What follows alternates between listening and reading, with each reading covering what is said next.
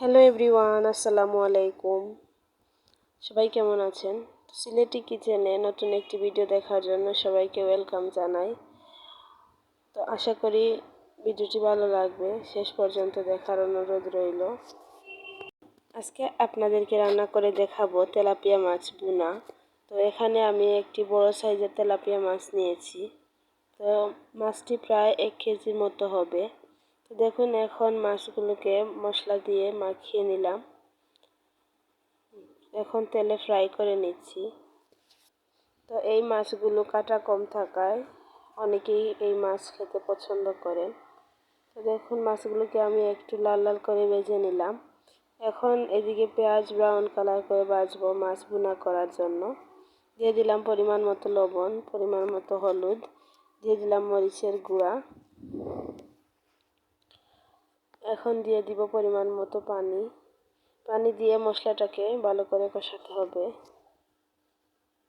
তো আজকে আমি মাছ ভুনাটা একেবারে অন্যরকমভাবে করব। তো আমি মাছ ভুনায় আজকে লেবু আর কিছু ছোট ছোট আম কেটে দিলাম। তো এভাবে লেবু দিয়ে মাছ ভুনা করলে আমার হাজব্যান্ড খুবই পছন্দ করে, তাই এভাবে আজকে রান্না করলাম। আপনারা প্লিজ বাসায় এভাবে ট্রাই করে দেখতে পারেন। এভাবে একটু টক সাথে হলে মাছ ভুনা খেতে অনেক সুস্বাদু হয়। আপনারা খেয়েছেন কিনা জানি না, তো দেখুন মশলাটা কষানো হয়ে গেছে। আর এখন লেবুটা দিয়ে দিলাম। লেবুটা একটু সিদ্ধ হয়ে গেলে এখন আমি মাছ দিয়ে দিচ্ছি। মাছ দিয়ে অল্প একটু পানি দিয়ে দিব, দিয়ে মাছটাকে রান্না করে নিব আমি। তো এইভাবে একবার লেবু দিয়ে মাছ ভুনা করে খেয়ে দেখবেন, অনেক সুস্বাদু হয়।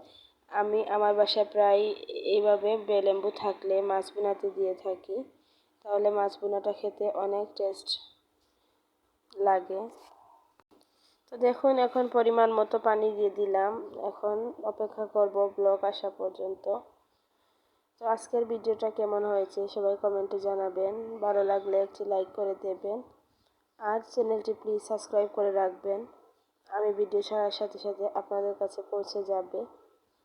তো দেখুন, মাছের কালারটা অনেক সুন্দর হয়েছে আর খেতেও খুব টেস্টি ছিল।